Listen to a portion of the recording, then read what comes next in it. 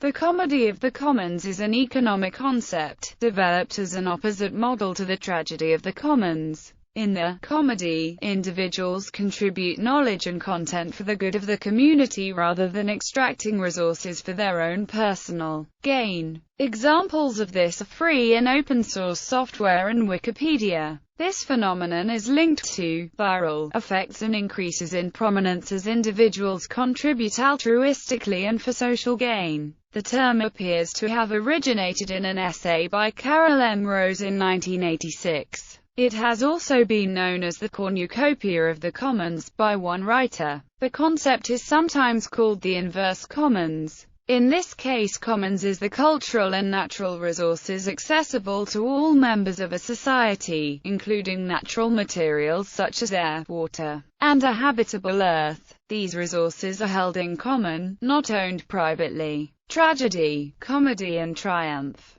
Triumph of the Commons. The original essay, Tragedy of the Commons, by Garrett Hardin, who coined the term, has been criticized by Susan Jane Buck Cox, who argues that the common land example used to argue this economic concept is on very weak historical ground, and misrepresents what she terms the triumph of the commons, the successful common usage of land for many centuries. She argues that social changes and agricultural innovation led to the demise of the commons, not the behavior of the commoners. The prevalent outcome depends on the details of the situation. The inverse commons outcome is likely when the cost of the contribution is much less than its value over time. Information has this property. For example, it costs very little for a Wikipedia contributor to enter knowledge from their experience into Wikipedia's servers, and very little for Wikipedia to serve that information over and over again to readers, generating great value over time. Unlike the pasture of a physical commons, information isn't degraded by use.